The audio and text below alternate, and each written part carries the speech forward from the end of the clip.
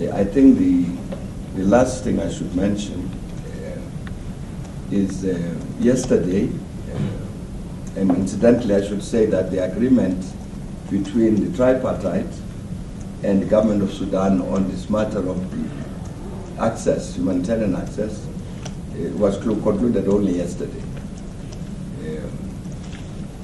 But I was saying it will be acted upon immediately to implement it. Yesterday as well, the parties agreed with regard to the a whole range of financial arrangements that relate to the export of oil from South Sudan through Sudan to Port Sudan. As you know, again, this is one of the major questions that has been in discussion between the two parties for some time. But they have concluded an agreement on this, as a consequence of which steps will then be taken to advise the oil-producing companies to work so that oil production from South Sudan can resume. Of course, this production and export can resume as quickly as possible.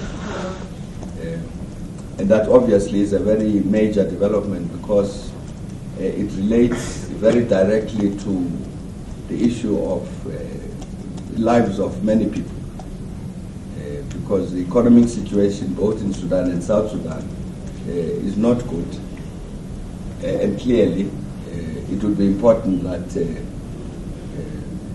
oil production in the south should be resumed so that the government of Sudan South Sudan can generate all the necessary resources from that, which of course would also benefit the government of Sudan because of the effect of the infrastructure being in the Republic of Sudan.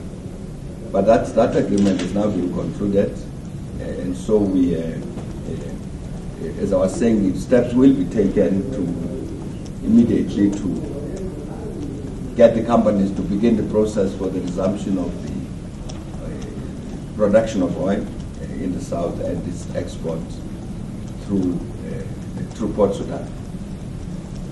And what the oil companies tell us, though, is that it's not something that you can do overnight.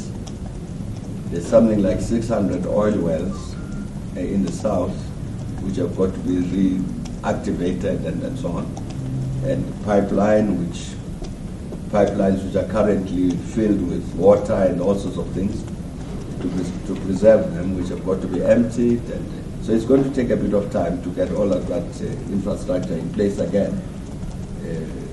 But the important thing is that this is no longer a matter of dispute. It's been resolved, and therefore it will further also contribute to the strengthening of the economic relations between the two countries, as well as generating the resources that obviously both of them need in order to address the interests of the people in both sides. I think the last thing I should mention in that regard is that the parties have then also agreed that it's obvious that despite their own efforts of Sudan and South Sudan, they both of them need some additional financial support to help them to address the urgent questions before them. And therefore they agreed to activate what in reality is an old decision, that the two parties will then constitute a joint delegation which will also incorporate our panel, a joint delegation which will visit a number of countries around the world to solicit financial support from them to help address these urgent economic needs that these two countries face, which is also a very important part of underwriting the peace between the two countries. So that the joint delegation will be constituted not too long from now, to do the rounds around the world, as I was saying, to raise that matter of urgent financial assistance both to Sudan and South Sudan, to raise the matter of the lifting of sanctions against Sudan, and to encourage the creditor countries to forgive the external debt of Sudan. All of which, of course, as you know, are very important in terms of addressing the matter of the economic viability of both countries. As I say, in addition to whatever efforts they are engaged in, the two countries, and they are engaged in these efforts, in addition to those, to get the rest of the world to come in support of that. And because of the relations that have developed between the two of them, that would be a joint delegation, which would be saying the same thing to everybody in the world, speaking together as that kind of united body of these two countries. We believe that these are important decisions that have been taken during this session, which take us very close to a final resolution of these matters. There are some matters about which are still outstanding, as I mentioned, for instance, the security question.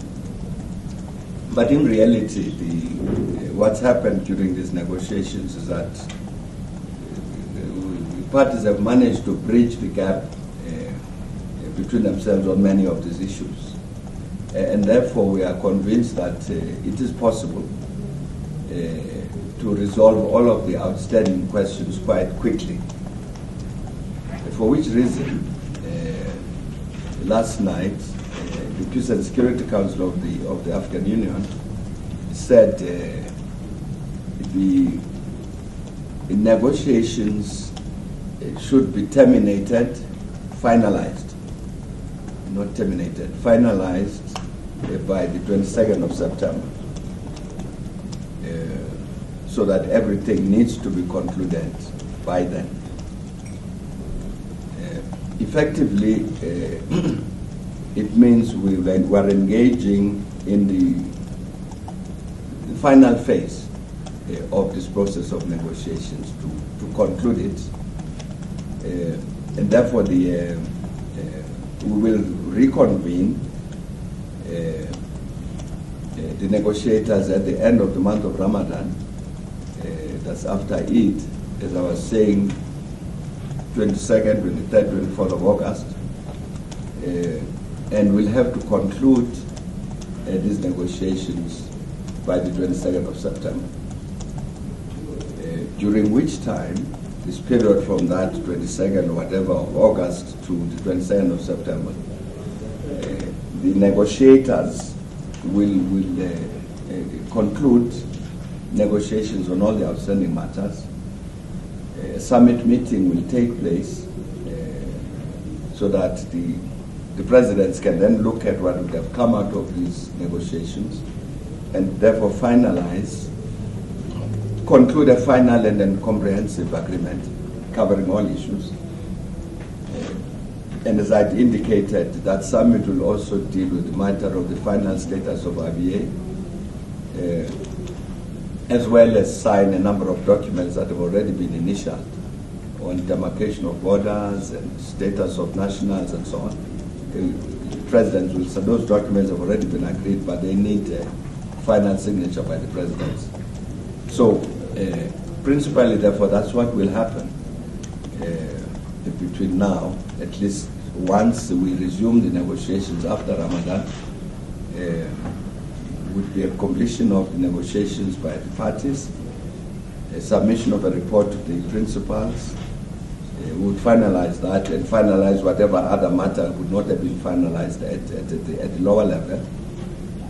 And then the panel will report to the Peace and Security Council by the 2nd of September what would be a conclusion of the negotiations.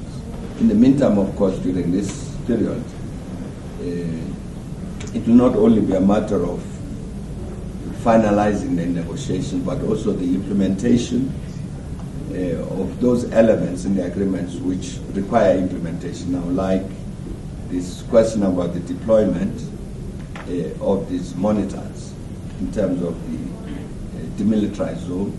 So those sorts of things will also happen during this period.